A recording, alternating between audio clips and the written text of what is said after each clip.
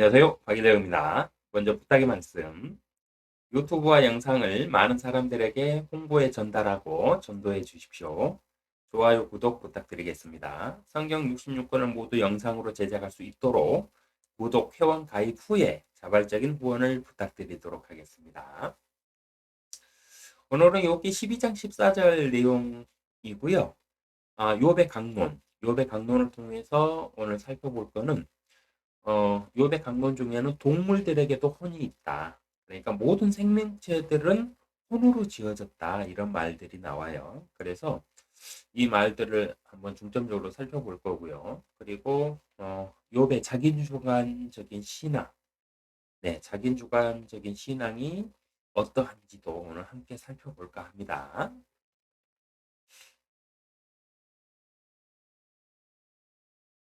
오늘은 12장 14절까지 욥이 쭉 연결해서 강론을 합니다. 이 내용들을 살펴보는 거고요.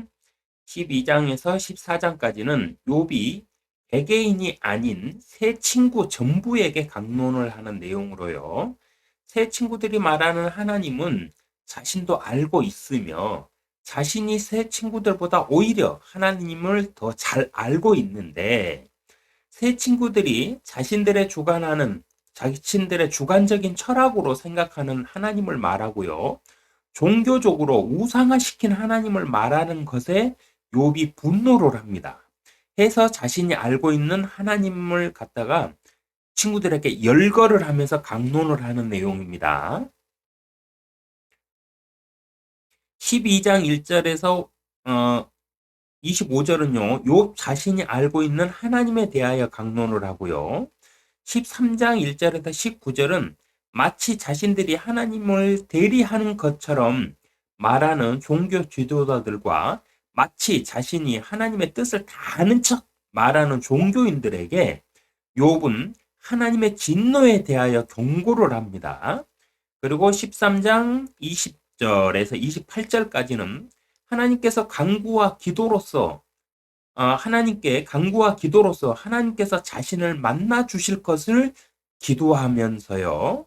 14장 1절에서 25절까지는 피조물인 사람의 날들이 짧으니 속히 자신을 찾아보아 달라며 하나님께 애원을 하는 내용들로 구성되어 있습니다. 자, 하가는 욥의 반론이 시작되는데요. 친구들이 하나님을 아는 척 잘난 체 하는 친구들에게 열받은 욥의 강론입니다. 12장부터는 12장 2절 틀림없이 너희만 사라며 지혜가 너희와 함께 죽겠구나 라면서 이 말은 무슨 말이냐면 너희만 생각이 있고 너희만 하나님을 아는 거 아니다. 너희만 사람 아니다.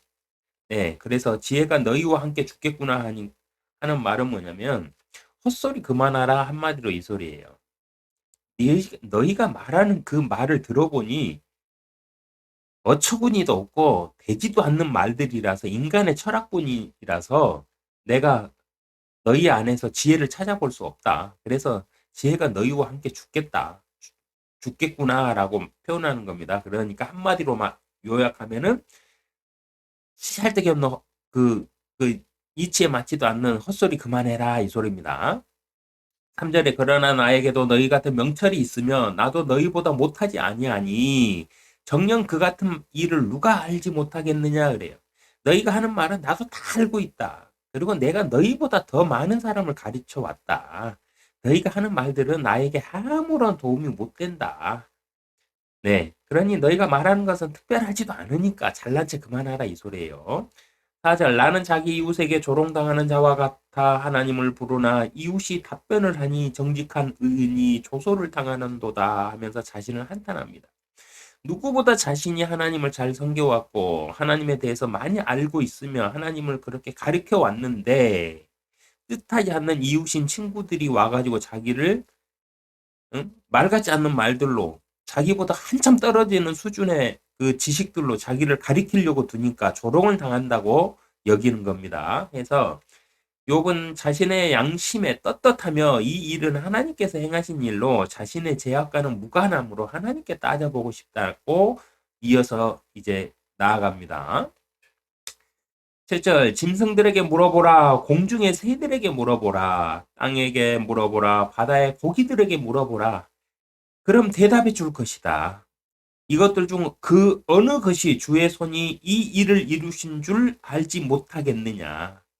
네. 라고 말하면서 이 일은 하나님께로부터 일어난 일이다. 하늘에서 불이 떨어졌지 않느냐. 한마디로 이거예요. 근데 너희도 다 알고 있는데 왜 나한테 헛소리를 하느냐 이거죠. 네.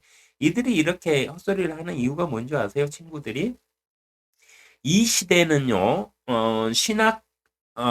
신학자들은 없던 시대니까, 철학자들의 시대인데요. 이 시대는 뭐냐면은 자기가 주장하는 철학을 갖다가 다른 사람하고 변론을 해요. 서로 강론을 해가지고 거기서 더, 저 사람의 철학의 주장이 저 사람의 주장이 더 옳다 이렇게 인정을 받으면 그 사람이 쭉쭉쭉 더 위대한 사람이 돼서 나중에 성인으로 추앙받던 시대예요. 그러니까 이 친구들이 요백에 이런 말을 하고 강론을 펼친 이유가 뭐냐면은 요업이 동방에서 제일 잘 나가던 어, 그 왕들 위에 있던 자잖아요. 그러면 이들이 와가지고 그들의 논리로 요업을 굴복을 시키면 어떻게 되겠어요? 이들이 한 방에 동방에서 제일 잘 나가는 자들이 되는 거예요. 그래서 이들은 일부러 논쟁을 하기 위해서 욥을 찾아온 거예요. 욥을 꺾고 유명세를 얻기 위해서. 왜냐? 이 시대가 그랬거든요. 예수님 시대, 그 바울의 시대, 바울이 그 노마나 이런 데 가가지고 막 그 선교 활동을 하다가 막 철학자들 만나가지고 토론하는 곳 있잖아요. 두란노 소원이나 이런데. 거기 가면 어때요? 모든 철학자들이 다 모여가지고 거기서 자기들이 생각하고 자기들이 지혜라고 생각하는 것들을 막 논쟁을 펼치죠. 그래갖고 그 중에서 저 사람의 그 논리가 가장 위대하다 이러면 그 사람이 성인이 되는 거예요. 위대한 자. 그래서 그 시대의 지도자가 되는 거예요.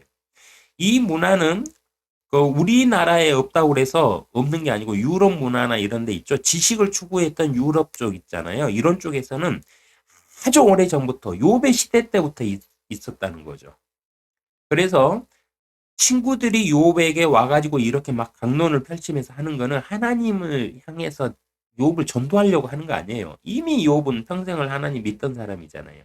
그래서 이들이 찾아와가지고 이렇게 막 욥과 강론을 펼치는 이유가 뭐다?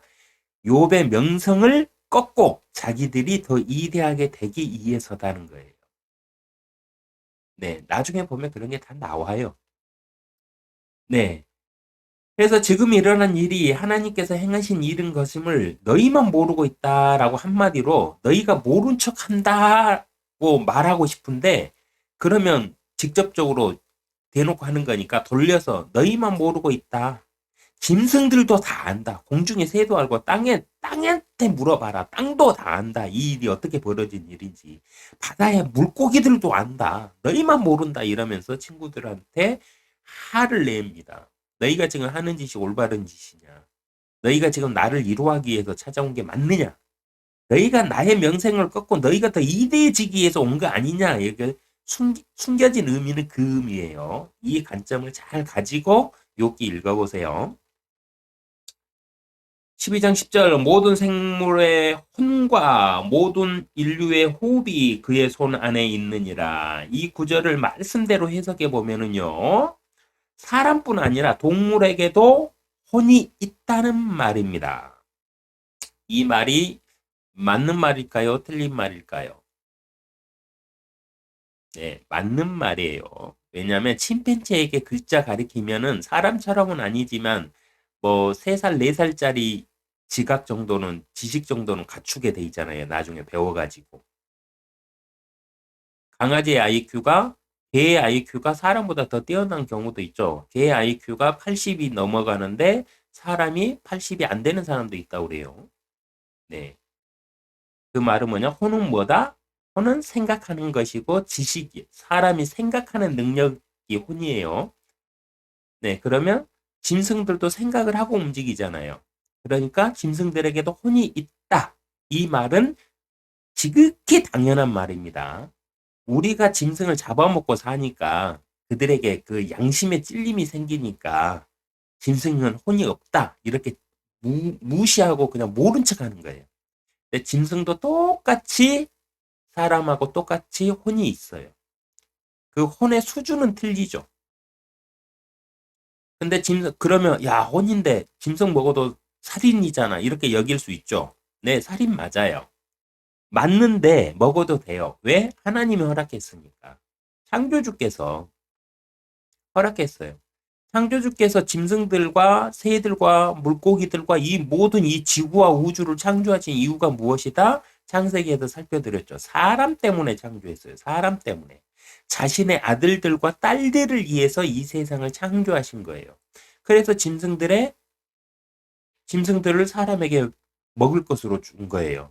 그러니까 양심의 가책 없이 먹어도 돼요. 그러나 나는 짐승에게도 혼이 있는데 이건 못 먹겠어. 그러면 네, 비건이라고 그러나요? 요즘에 많이 그거 추구하는 사람들, 그 동물 안 먹게 하는 사람들 있잖아요. 그들도 생명체니까 먹으면 안 된다 그래가지고 안 먹고 야채만 먹고 사는 사람들 있잖아요. 곡물만 먹고 사는 사람들. 예, 그럴 수도 있어요. 성경에서는 그것도 용납돼 있어요.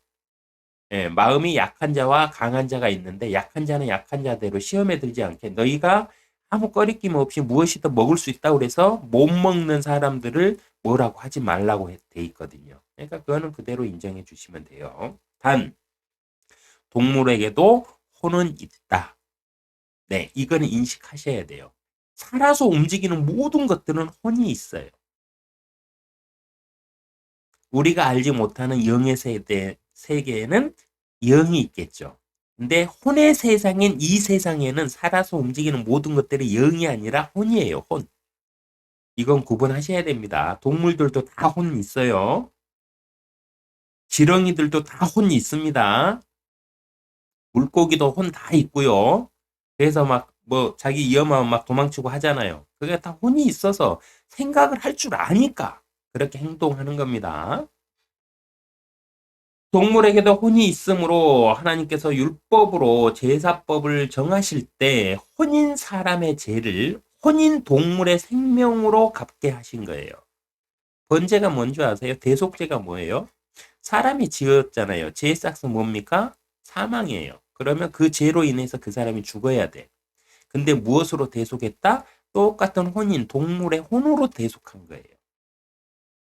우리는 동물로 뭐 양이나 비둘기나 이런 걸로 뭐 대속하라 해가지고 동물만 생각하잖아요. 아니에요. 왜 동물로 대속하라고 했느냐는 거예요. 그 이유는 뭐다? 동물도 혼이기 때문에 그래요. 사람이 죽는다는 게 뭐예요? 육체는 아무것도 아니잖아요. 그러니까 사람이 죽는다 그러면 그 사람은 혼이 죽는 거잖아요. 그러니까 죄로 혼이 죽게 생겼으니까 그 혼을 대신해서 동물의 혼으로 대신해서 너의 죄를 하나님께 용서를 받으라는 거였어요. 그래서 구약에서는 수많은 동물들이 사람의 죄 때문에 죽었습니다. 사람들이요, 사탄보다도 훨씬 더 악독하다니까요. 죄의 싹슨 사망으로 죄를 지은 사람의 생명을 요구하므로 그 죄의 값을 해결해야 되는데 구약에서는 제사를 통해 혼인 동물의 생명의 피로 값을 대신하였습니다. 사람이 혼이 죽게 되니까 그 사람을 죽지 않으려면 어떻게 해야 되느냐? 동물의 혼으로 대신 죄값을 치러야 했다 이 소리예요. 하나님이 그렇게 받아주셨다 이 소리예요. 인류의 호흡이 있는 모든 것은 하나님께서 창조하시는 하나님의 것이기 때문에 혼인 사람의 죄값을 동물의 혼으로 대신하게 하셨는데요. 그 이유는 동물들은 처음부터 자신의 형상과 모습에 따라 창조하신 자신의 자녀들인 사람을 위하여 창조하셨기 때문이에요. 동물들과 그, 그 땅에 뛰어다니는 동물들과 기어다니는 동물들과 하늘을 나는 새들과 바다의 모든 물고기들 있죠. 이거 다 사람을 위해서 창조하셨거든요. 그렇기 때문에 사람을 대속하게끔 하신 거예요. 사람이 그만큼 하나님한테는 귀하다는 소리입니다. 이 논리대로라면 죄값을 동물의 혼으로 대속할 수 있다는 말이냐 반문할 수 있죠. 네. 근데요. 반문할 필요가 없어요. 성경 읽어보면. 모세를 통해 제정하신 율법에 율법의 제사법을 보면 하나님께서 제값을 소, 양, 비둘기 같은 동물들로 대속하셨어요. 실제로. 동물에게도 혼이 있다니까요. 동물에게 혼이 있다고 생각을 못하니까 어떻게 동물로 사람의 제값을 대속하느냐 반문할 수 있겠죠. 아니요. 근데 동물에게도 혼이 있어요. 살아있는 것들은 혼을 가지고 있는 거예요. 우리는 혼의 세상이니까 우리 세상, 이 지구에 사는 모든 것들은 혼을 가지고 있어요. 생명체는. 하나님의 세상의 영의 세상에서 살아있는 모든 것들은 영을 가지고 있죠. 근데 우리는 혼의 세계에 살아요. 그렇기 때문에 살아있는 모든 것들은 혼을 가지고 있어요. 짐승을 대속물로 죽인다 그러면 그 혼을 죽이는 거예요. 혼을 드리는 거예요. 대속물로. 하나님이 뭐 고기 드시겠어요? 고기 드시려고 그 동물 잡아오라고 그랬어요? 아니잖아요. 불러 싹 살라버리잖아요. 그거는 그 사람들에게 그 죄값을 치르면서 니네들 돌아보라고 제정해 주신 제사법이에요. 하나님이 그거 먹고 싶어서 그 향기에 맡고 싶어서 하신 거 아니에요. 향기를 맡으신다 이거는 받아들였다 이거를 그렇게 표현해 놓은 것 뿐이에요. 그러니까 생각들을 하고 성경을 읽다 보면은 그런 말을 할 수가 없지. 죄값을 동물의 혼으로 대속할 수 있다는 말이냐? 맞아요. 할 수 있어요. 모세가 그렇게 해서 모세가 그렇게 율법을 정해줬잖아. 하나님의 명령대로. 하나님께서 그렇게 하라고 그랬습니다. 이 논리대로라면 구세주의 대속에 대한 의미가 축소되거나 변질될 수도 있지 않느냐. 짐승으로 이렇게 대속할 수 있다면 천만에요. 예수님은요, 단번에 드린 제사와요, 단번에 모든 죄의 대가를 지불하신 대속의 의미하고 전혀 달라요. 짐승의 대속은. 짐승의 대속은 어떻게 돼 있어요? 죄를 지을 때마다 갖다 드려야 됐잖아요. 지을 때마다 내가 죄를 지었어. 그럼 그때마다 소, 양, 비둘기 이런 걸 가지고 가서 내 죄를 용서를 구해야 됐잖아요. 근데 예수님은 어때요? 영이신 분이 육체로 오셔가지고 단번에 자신을 드려버렸잖아요. 이거하고는 비교할 수가 없죠. 결코 구세주의 대속이 축소되거나 변질된 다른 해석이 나올 수 없어요. 짐승의 혼으로 대속했다고 해석한다고 그래서 그럼 예수님의 그 대속이 좀 약해지거나 좀 의미가 축소되지 않느냐? 천만에요. 안 그렇습니다. 오히려 구세주의 대속이 왜 구세주의 대속인지 단번에 드린 한 번으로 끝이 난 율법의 대속제의 완성이 무엇인지 그 의미를 더 명확하게 알 수가 있어요. 율법이 요구하는 대속제는 범죄한 죄마다 대속이었으나 범죄할 때마다 죄값을 냈잖아요. 소, 양, 비둘기 이런 것들로. 예수 그리스도께서는 모든 것을 단번에 대속하셨어요. 해서 더 이상 이제 짐승의 혼으로 짐승의 생명의 피로 대속할 일이 없어졌어요. 하여 유일한 구세주가 되는 거예요. 유일한 구주가 되는 거예요. 오히려 예수님이 자신의 생명을 들여서 단번에 모든 제사를 끝내버리셨어요. 그래서 율법의 완성이라고 하신 거예요. 그러니까 동물의 혼으로 계속 지을 때마다 드리던 걸 예수님이 단번에 하나님이 자신의 생명으로 한 번에 모든 제사법을 완성시켜 버리셨다 그러면 그 의미가 훨씬 더 크게 다가오죠. 근데 짐승의 혼이 아니라 짐승으로 드렸다 그러면 일반적으로 우리 짐승하면 고기 생각하잖아요. 고기 덩어리 생각하잖아요. 고기 덩어리로 번제를 드리던 거를 예수님이 단번에 제사를 자신을 들여서 완성하셨다 이 뜻하고, 죄를 지을 때마다 짐승의 혼을 대속으로 이렇게 계속 드리던 것을 예수님이 자신을 들여서 한 번에 완성하셨다 이거하고 의미가 완전히 달라지잖아요. 죄를 지을 때마다 짐승의 혼으로 그 사람의 죄를 대속한다 이 의미하고 그냥 저 정육점에서 사와가지고 고기 덩어리 제단에다 올린 거하고 의미가 완전히 틀리잖아요. 그렇기 때문에 짐승의 혼을 강조해서 가리키셔야 돼요. 그래야 예수님의 그 나를 위한 희생이 더 크게 와닿아요. 모든 혼의 구주이신 예수님이요. 예수 그리스도께서는 유일한 구세주가 되실 수 있는 이유가요. 욥기 12장 10절 모든 생물의 혼과 모든 인류의 호흡이 그의 손 안에 있느니라고 돼 있죠. 여기서 그는 하나님을 뜻해요. 욥은 예수 그리스도는 몰랐어요. 구주는 몰랐어요. 오직 창조주 하나님만 알았어요. 여기서 말하는 모든 생물의 혼과 모든 인류의 호흡이 그의 손 안에 있느니라는 뭐냐면 하나님께서 모든 살아있는 것들을 다 창조하셨다. 그리고 모든 살아있는 생물들의 혼, 그러니까 모든 생물들은 혼을 가지고 있고 모든 인류에서 살아서 호흡하는 모든 것들은 하나님께서 창조하신 것이다 이 뜻입니다. 이 구절 말씀처럼 모든 생물의 혼과 인류의 모든 호흡 있는 생명들이요 하나님의 것이기 때문이며 모든 생명의 주인이신 하나님께서 예수 그리스도만을 제 대가를 지불한 구세주로 인정하시고 법으로 제정하여 선포하셨기 때문에 예수 그리스도는 유일한 구주가 되시는 거예요. 하나님께서 이렇게 하셨으니까. 왜? 이 세상 모든 생명체가 하나님의 것이잖아요. 하나님께서 창조하신 것이니까. 주인이 하나님이에요. 근데 그 주인 되시는 하나님께서 나의 아들 예수 그리스도를 통하여 내가 모든 걸 완성했노라고 선포를 하셨거든요. 그럼 끝이에요.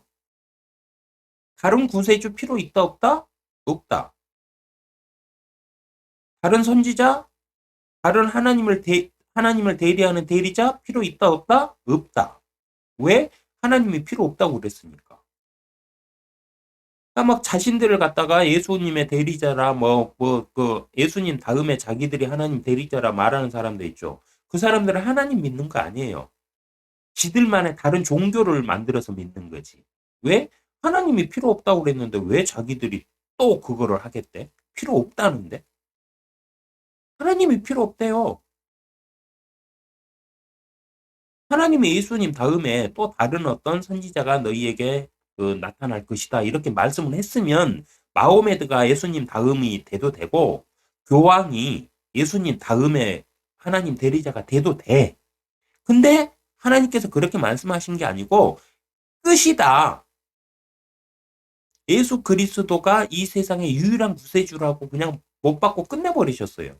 그래서 그 예수 그리스도가 다시 재림하실 것이고 그분이 천년 동안 이 세상에 하나님을 모르고 하나님의 복을 모르고 죽은 자들을 위한 세상에서 그들을 구원하실 것이고 그리고 나서 백보자 심판에서 마지막 심판하시고 끝이다. 그리고 예수님도 이제 예수님이라는 이름을 사용하지 않고 하나님이라는 이름 하나만 사용하기 때문에 예수님도 모든 것을 하나님께 그, 돌려드린다. 이렇게 기록돼 있잖아요. 그러니까 예수님으로 끝났어요. 근데 다른 걸 계속 주장한다? 그럼 그거 이단이죠. 왜 제사가 더 이상 필요 없다? 왜 동물의 혼을 내 제값으로 계속 대속할 필요가 없다? 예수님이 하나님으로 예수님으로 오시는 하나님이 나는 이 법으로 이렇게 끝낼 거야 라고 그냥 딱 법을 정하셨기 때문에 그래요. 이 세상 주인이신 하나님이 정하셨는데 뭐 그럼 하나님 말고 사탄의 왕국에서 사는 애들은 다른 법이 있겠지. 그러면 그들은 그렇게 살라고 그러고 우리 성경대로 말씀대로 예수 그리스도를 믿고 사는 그리스도인들은 끝이에요. 네, 다른 사람들이 어떤 헛소리를 하든 필요 없는 겁니다. 하여 교황들이나 마호메드나 각종 이단 목사들이 다른 구원을 말해도요. 절대 구원을 받을 수 없는 이유이기도 해요. 왜? 구원하실 분이 하나님이잖아요. 하나님께서 구원의 방법은 오직 하나다. 그게 뭐냐? 하나님 자신이 세상에 오신 구세주로 이 땅에 오셔서 죄값을 단번에 모두 자신을 대속물로 들여 해결했다는 사실을 인정하고 받아들이는 사람만을 구원하시기로 법을 정하시고 공표하셨기 때문이에요. 법이 정한 대로 심판을 받을 뿐 다른 방법은 없어요. 이걸 어떻게 공부하셨다? 성경 66권 말씀으로 공부하신 거예요. 그래서 성경을 읽어야 된 겁니다.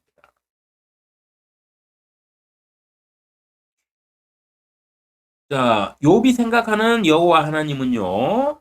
12장 13절부터 나옵니다. 13절 지혜와 능력과 계략과 명철을 가지신 분이다고 욥은 하나님을 생각했어요. 하나님은 어떤 분이냐? 여호와 하나님은 어떤 분이냐? 지혜와 능력과 계략과 명철을 가지신 분이다고 생각을 했어요. 14절부터 25절을 보면 세상의 모든 것을 주관하시며 다스리시는 분이라고 말하고 있는데요. 욥은 하나님을 만나지 못하였으며 전해 듣고 스스로 공부하며 자신의 생각을 확신으로 철학화하여 섬기는 자기 주관적인 신앙이지만 성경에서 말하는 여호와 하나님의 속성을 명확하게 알고 있어요. 여호와 하나님이라는 뜻은 뭐냐면 역사를 주관하실 때 쓰는 이름이 여호와예요. 모세에게 그랬죠. 내가 그동안은 전능한 하나님으로는 나타났으나 아브라함의 하나님이, 이삭의 하나님이, 야곱의 하나님은 전능하신 하나님이에요. 전능한 하나님으로 나타났으나, 창조주 하나님으로 나타났으나 여호와라는 나의 이름은 사용하지 않았었다. 근데 이제부터 사용해라 이 소리예요. 그럴 때 뭐라고 했냐? 그 말 이후에 무엇을 위해서 사용하셨냐면 역사를 이끄실 때 사용하셨어요. 그래서 여호와라는 말의 뜻은 성경적으로 해석해 보면은 여호와라는 말의 뜻 뭐 그걸 갖다가 뭐 뭡니까? 어, 그 나라 언어로 그때 그 말의 글자의 뜻으로 해석하면은 다른 뜻이 나와요. 근데 그게 아니라 여호와라는 말을 사용하실 때 하나님이 언제 사용하셨냐 성경대로 이렇게 뜻풀이를 해보면 하나님께서 여호와라는 말을 사용하실 때는 딱 이거예요. 역사를 주관하실 때. 근데 욥이 이 세상의 모든 역사를 하나님이 주관하신다고 말을 해요. 해서 욥은 창조주 하나님께서 여호와 하나님이심을 알고 있었다 이런 결론이 나오는 겁니다. 여호와란 이름은 성경에서 역사를 주관하시고 이끄시는 하나님을 표현하실 때 주로 쓰이는 이름으로 하나님께서 사람들의 속마음을 살펴보시고요. 사람들의 생각을 살펴보시며 역사를 주관하실 때 여호와 하나님이라는 이름을 사용하셨습니다. 성경이 없던 시대 욥은 창조주 하나님과 역사를 주관하시는 여호와 하나님을 정확히 알고 강론을 하고 있어요. 욥기 13장 2절 헛된 말을 내는 자들을 친구들을 향한 경고를 합니다. 이거는 친구들뿐만 아니라 이 시대에도 친구들처럼 삐뚤어진 신앙관으로 자기들만의 철학으로 하나님의 이름을 팔아가지고 하나님 나한테 혼나 개소리나 해가면서 이지랄하면서 광화문에 모여가지고 정치질하는 그놈들한테 하는 말이에요. 네. 여기 13장 2절 너희가 하는 것을 나도 아나니 내가 너희보다 못하지 아니하도다. 실로 나는 전능하신 분께 말씀드리고 싶으며 하나님과 따져보기를 원하노라. 하나님을 만나보고 싶다는 거죠. 욥의 두려움 중 하나인 하나님은 실존하시는가에 대한 두려움이 자신의 고난과 겹쳐가지고 욥의 갈등은 중폭되어 최고조에 달하고 있어요. 현재. 하여 욥은 계속해서 하나님 앞에서 자신의 떳떳한 양심으로 호소하며 하나님께서 응답해 주시기를 기도하면서 친구들이 무엇이라 말해도 흔들림 없이 자신의 의를 주장하게 됩니다. 13장 4절 그러나 너희는 거짓말을 지어내는 자요 너희 모두는 쓸모없는 의사들이라. 오 너희 모두가 잠잠하기를 원하노라. 그것이 너희의 지혜가 되리라. 하나님을 모르면서 자신들의 종교적인 교리로 욥에게 하나님에 대하여 강론을 펼친 새 친구들에게 쓸모없는 의사들이라고 말하며 헛소리 그만하라고 말하고 있습니다. 이 시대에도 이런 소리 들어야 될 목사들 많죠. 특히 광화문에. 욥이 이 시대에 살고 있다면 헛소리하는 종교 지도자들에게 이보다 더 심한 욕을 했을 겁니다. 왜요? 이 시대 목사들은 욥에게 헛소리한 친구들보다 더 악독한 놈들이거든. 사람들을 갖다 헛된 것들로 꼬셔가지고 그 사람들 자살하게 만들고 막 전 재산 다 털어가지고 막 하늘나라 들어가야 된다고 해가지고 순차적으로 막 헌금하게 만들고 욥의 친구들은 그런 짓은 안 했어요. 그러니까 욥이 이 시대에 만약에 종교 지도자들하고 변론을 강론을 펼쳤다면 아마 쌍소리들을 막 해댔을 겁니다. 욕을 했을 거예요. 13장 15절 그분이 나를 죽이실지라도 나는 그분을 신뢰하리라. 그러나 나는 그분 앞에서 내 자신의 길을 지속하리라. 16절 그분은 또한 나의 구원이 되시리니 이 선자는 그분 앞에 오지 못할 것임이라. 너희는 내가 말한 것을 부지런히 듣고 내가 선포하는 것을 너희 귀로 들으라. 이제 보라 내가 나의 주장을 제시하였나니 나는 내가 의롭게 될 줄을 아노라. 이거는 욥이 자신의 신앙을 친구들한테 고백한 거예요. 그래서 이 전까지는 욥은 친구들의 말에 그냥 변론을 했어요. 네 말이 그렇지만은 그렇지는 않아. 이렇게 변론을 했는데 지금부터는 13장 이후부터는 어떻게 하면 강론을 합니다. 친구들을 지적을 하고 그들의 잘못된 것들을 분석해서 지적을 하면서 하나님은 그런 분 아니야. 내가 알고 있는 나의 생각에는 이래 하면서 막 친구들을 꾸짖으면서 강론을 하기 시작하는데 13장부터 이걸 시작을 해요. 나를 죽이실지라도 나는 그분을 신뢰하리라는 말의 뜻은요. 하나님께서 자신을 죽인다 해도 지금 당하는 이 일에 대하여 자신은 떳떳함으로 계속해서 자신의 의를 주장하겠다. 이 소리입니다. 그분이 또한 나의 구원이 되시리니 라는 말은요. 자신은 양심에 꺼리낌이 없이 떳떳하게 하나님을 섬겨왔으며 그분 앞에서 정직하게 행하여 왔기 때문에 하나님이 계신다면 반드시 자신을 구원해 주실 것이다고 말하는 겁니다. 하면서 새 친구들에게 너희는 이선자들이므로 하나님 앞에 서지 못할 것이라며 욥도 자신의 의에 취해서 자신의 의로움에 취해가지고 친구들하고 똑같이 잘난 체를 하는 거예요. 지금 13장에서. 화가 났던 욥이 그걸 반론을 하고 반론을 하다가 이제 강론으로 나아가면서 니네 그러니까 욥의 친구들이 욥한테 뭐랬어요? 야, 네가 죄를 지었으니까 그랬지 하면서 막 그 단죄를 했잖아요. 똑같이 욥도 지금 단죄하는 거예요. 이 선자는 그분 앞에 오지 못할 것이다 이러면서. 네, 욥도 똑같아요. 그러니까 뭐 성길 나서 뭐 아파 죽겠는데 와갖고 헛소리 하는데 자기가 뭔 말을 하는지도 모르고 있는데 거기다 대놓고 계속 죄인이라고 막 그 친구들이 공격하면 나라도 욕하겠다. 네. 가장 인간적인 모습을 보는 겁니다. 그러나 욥은 어떤 화가 난 상황에서도 하나님을 원망하고 하나님한테 막 따져보자고 막 교만을 막 드러내면서 하나님 나하고 재판 한번 해봅시다 하면서까지 지가 하나님보다 더 잘난 것처럼 막 말을 했을지라도 하나님을 부인하지는 않았어요. 3장 13장 17절 너희는 내가 말하는 것을 부지런히 듣고 내가 선포하는 것을 너희 귀로 들으라. 이제 보라 내가 나의 주장을 제시하였나니 나는 내가 의롭게 될 줄을 아노라. 나는 내가 의롭게 될 줄을 아노라. 는 말은 욥의 모든 변론과 반론이 이 한마디에 다 들어 있습니다. 자신은 하나님 앞에 떳떳함으로 지금은 알 수 없는 고난을 하나님 때문에 당하고 있으나 분명 자신은 의롭게 될 것이다. 반드시 의롭게 되어야 한다. 라고 강론하고 있는 겁니다. 자신이 의롭게 되지 못하면 욥 자신의 모든 삶이 부정당하기 때문이에요. 욥은 평생을 하나님을 두려워하면서 짓지도 않는 죄들의 번제까지 드리면서 그렇게 의롭게 살던 사람이잖아요. 근데 하나님께 버림을 받았다? 진짜 그렇다? 그러면 자신의 모든 삶이 부정당하는 거잖아요.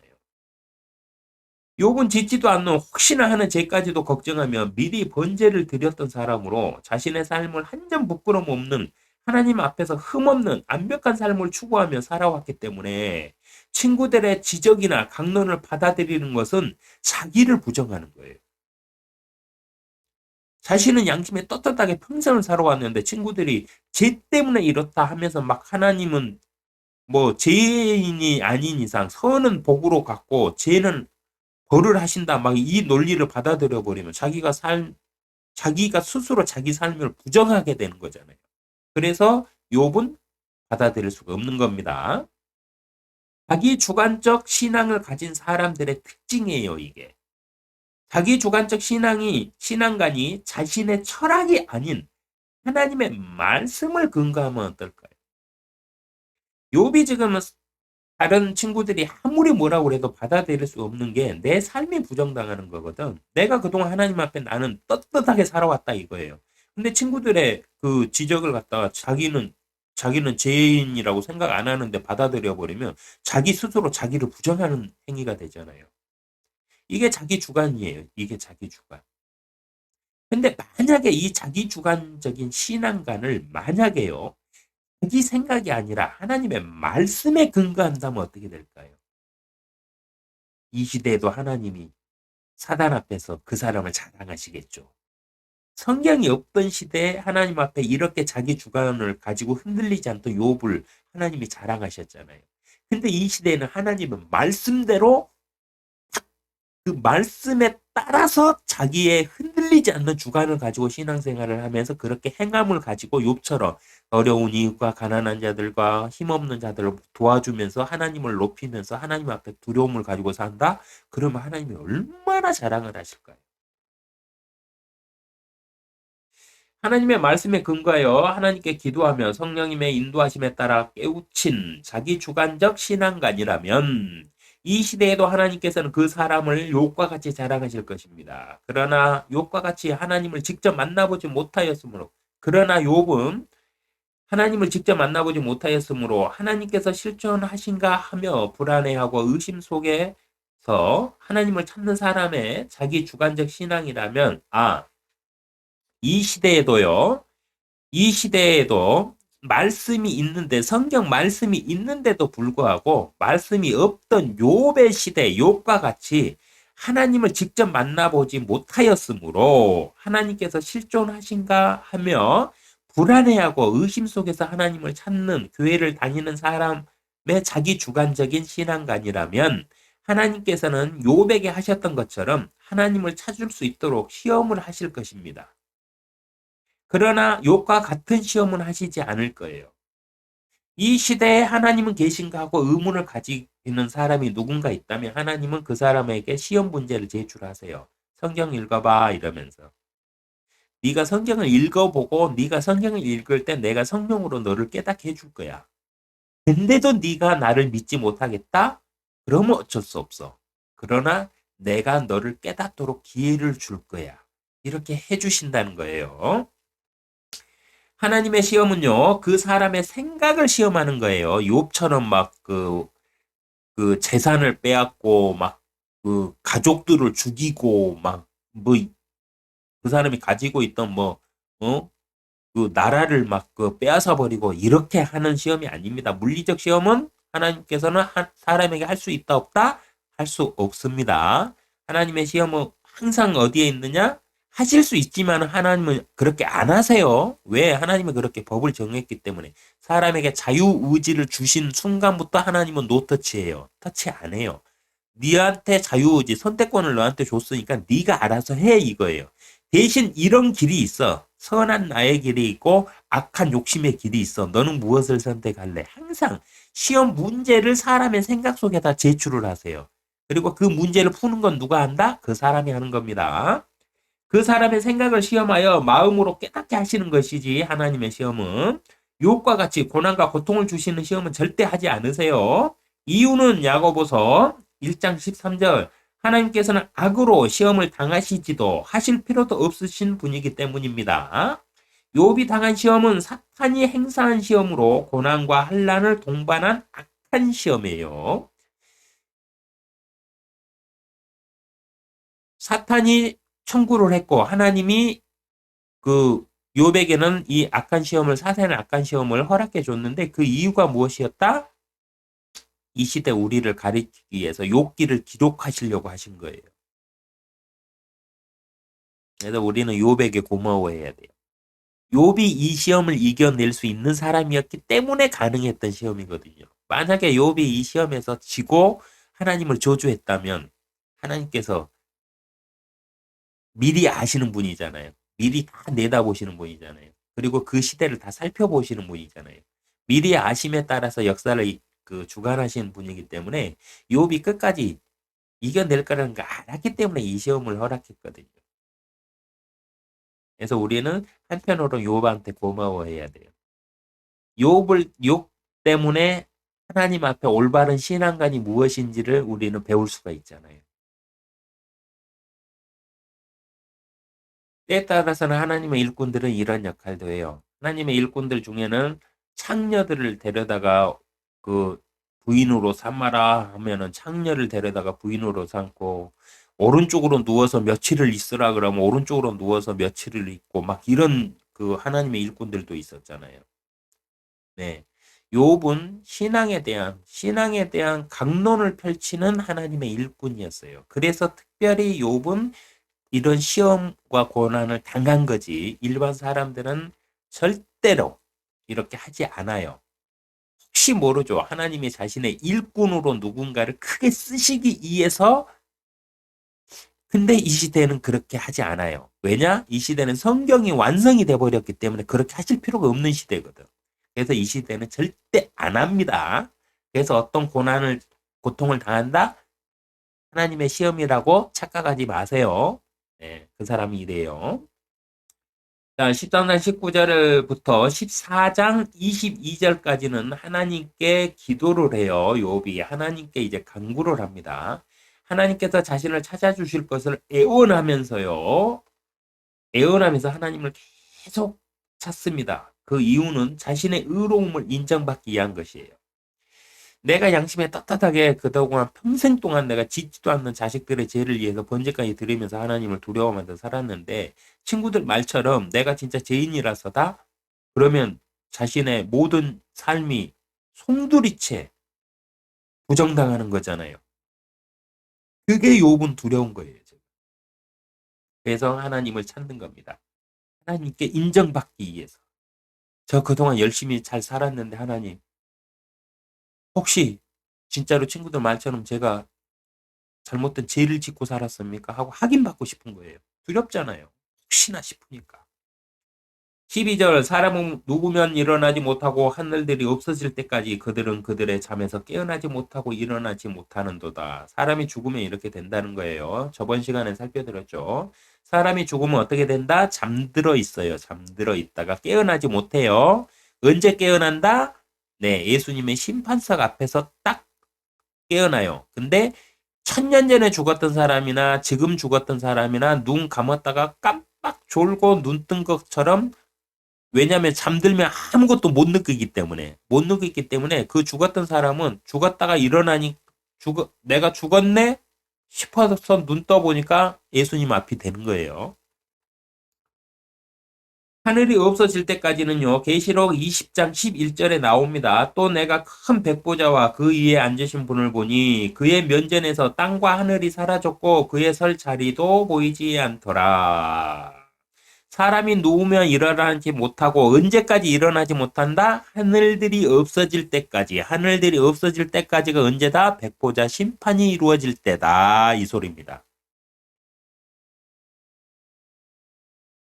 그때까지 어떻게 된다? 사람들은 잠에서 깨어나지 못한다. 데살로니가전서 4장 15절, 아픈 생략하고요. 중략하고, 주께서 오실 때까지 살아남아 있는 우리가 잠들어 있는 자들보다 결단코 앞서지 못하리라고 돼 있어요. 그러니까 죽은 아담부터 깨어나기 시작해요. 주 안에서 잠들었던 자들이. 네. 지난 시간에 사람은 죽으면 어떻게 되는가, 네, 살펴드렸으니까 한번 보시고요. 욥은 사람이 죽어서 잠들었다가 구세주의 재림으로 깨어난다는 사실을 말하는 것이 아닙니다. 이 말은, 왜냐면 이때 욥은 구세주를 몰랐어요. 자, 12절 욥의 말은요. 사람은 죽으면 영원히 끝이다는 말이에요.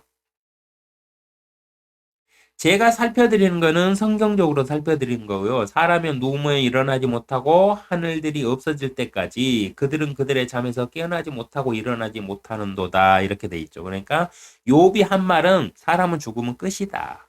근데 성경적으로 해석해 보면은 욥의 이 말이요. 끝이 아니라 욥은 아직 성경이 없던 시대니까 몰랐다는 거예요. 하늘이 없어질 때까지 백보자 심판이 이루어지기 전까지 사람이 그 죽으면 잠들어 있는 게 맞다는 소리예요. 제 말은. 네, 이거 구분하시고요. 욥은 자신이 죽기 전에 하나님께서 자신을 찾아와 달라고 예언하고 있는 겁니다. 그러니까 사람이 죽으면 끝나니까 그래서 그 하나님께 계속 반문을 하는 거예요. 사람이 죽으면 다시 살아나리까. 근데 욥은 다시 살아난다는 거 모르고 있는 거예요. 왜? 구세주 신앙을 모르니까. 그래서 욥은 창조주 하나님만 알고 있었다. 이 소리입니다. 나의 변화가 올 때까지 나의 정하신 때가 모든 날들을 나는 기다리리이다. 나의 변화가 올 때까지 나의 정해진 때에 모든 날들을 나는 기다리리이다. 욥은 사람이 죽으면 끝이니 얼마 남지 않는 자신의 삶을 생각하시어 빨리 하나님을 대면하게 해달라고 기도하고 있는 겁니다. 나의 변화가 올 때까지 하나님을 만나서 나의 정해진 때의 모든 날들을 나는 나머지 내가 언제 죽을지는 모르겠지만 내가 하나님을 만나서 이 상황이 변화되기를 바란다. 이런 고백입니다. 20절 주께서는 사람을 영원히 이기시니 그는 살아지나이다. 왜냐? 사람은 죽으면 끝이니까. 욥의 입장에서는 주께서는 그의 용모를 바꾸시고 그를 멀리 보내시리나이다. 네. 이 말은 사람은 죽으면 썩어서 없어지잖아요. 그리고 그를 멀리 보내시다나 이거는 그냥 끝이다 이 소리예요. 네. 용모를 바꾸시고는 사람이 죽으면 그 사람의 혼이 육체를 떠나 변화되는 것을 말합니다. 성경적으로.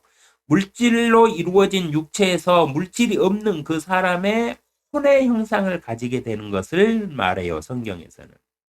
욥은 그런 의미가 아니고 죽으면 썩어져서 없어진다. 이런 말로 얘기했지만은 성경적으로는 사람이 육체를 떠나가지고 혼의 형상을 가지게 됩니다.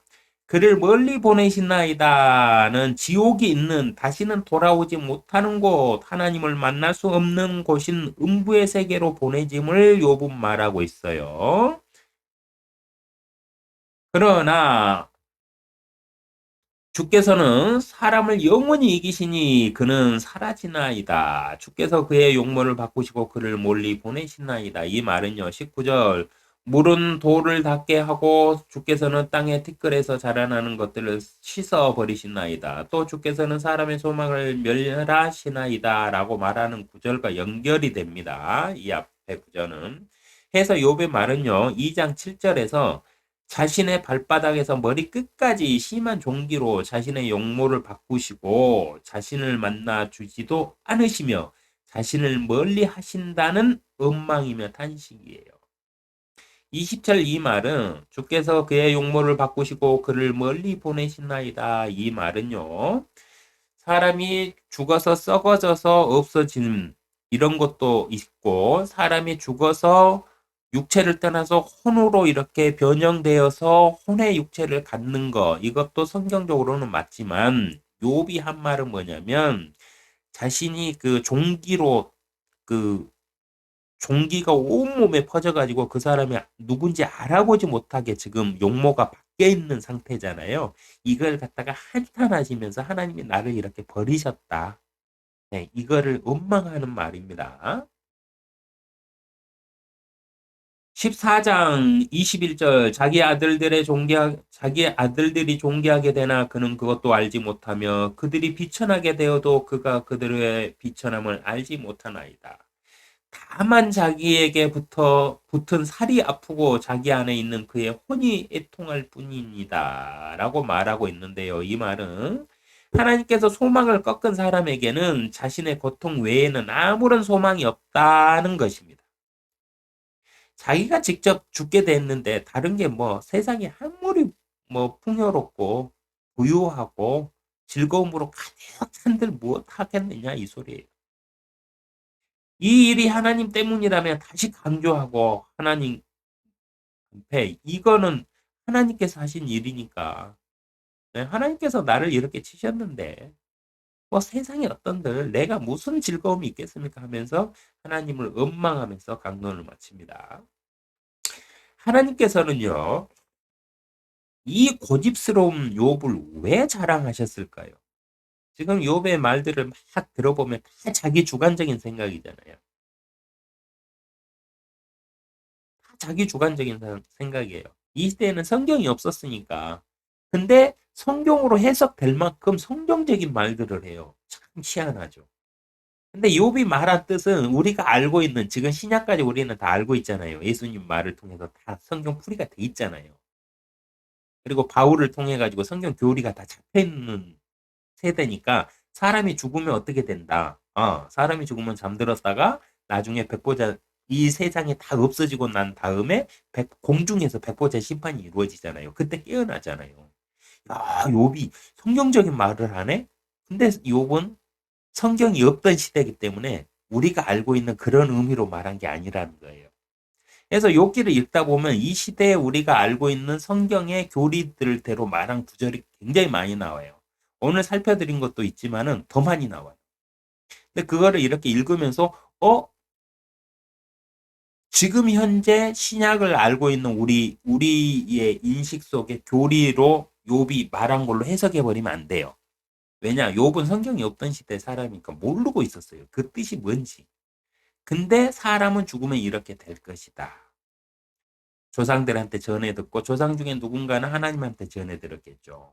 그래서 전해 듣고 또 알았을지도 아니면 자기 스스로가 자기 철학적으로 생각하면서 사람은 죽으면 이렇게 될 것이다고 그 생각했을지는 몰라요. 하여튼간 근데 욥이 말하는 것은 성경적인 구절들이 나오지만 욥은 성경을 몰랐던 사람이기 때문에 그렇게 자기 주관적으로 생각을 했다 이겁니다. 그래서 그거를 알고 읽으면 욥의 이 주장이 성경적으로 맞는 주장이지만 욥이 하나님께 잘못된 주장을 하고 있구나 이걸 알 수가 있어요. 근데 욥이 한 말이 성경적이라 해가지고 이 시대의 성경을 읽는 그런 개념으로 욥이 옳은 말을 해버렸다고 생각해버리면 욥이 왜 교만했다는 거지? 이를 못 깨달아요. 욥이 교만했던 이유는 뭐냐면은 욥도 지금 성경이 없던 시대고 몰랐잖아요. 몰랐는데 자기 생각대로 짐작을 해가지고 하나님께 막 주장하면서 따진 거거든요. 사람은 죽으면 잠들었다가 영원히 사라질 것이다. 아니죠. 잘못됐죠. 사람은 죽으면 잠들었다가 이 세상이 사라지고 나서 깨어나는 게 맞아요. 백보자 심판석 앞에서 깨어나는 게 맞는데 욥이 말한 거는 그 의미를 알고 말한 게 아니잖아요. 자기 주관적으로 사람은 죽으면 끝이다 이걸 말하고 있는 거잖아요. 그러니까 성경적으로 교리적으로는 맞는 말인데 그 뜻이 안 맞는다는 거예요. 이걸 찾아내면서 읽으셔야 돼요. 너무나 고집불통에 자기 생각 안에서 결코 타협을 모르는 꼰대 같은 욥을 하나님은 왜 자랑하셨을까요? 그런데 욥을 자랑하신 이유가 혹시요 교만할 정도로 고지식하게 하나님을 갈망하는 욥의 마음 때문은 아닐까요, 여러분?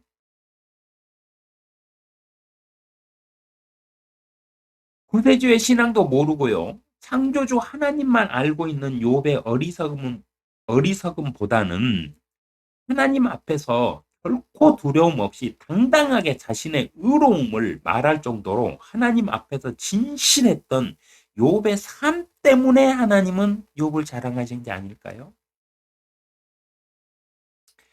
한 주간 욥이 왜 하나님께서 칭찬하셨는지, 한 주간 욥을 왜 하나님께서 칭찬하셨는지 잘 생각해 보시기를 바라면서 하나님의 한평이 함께 하시기를 기도합니다.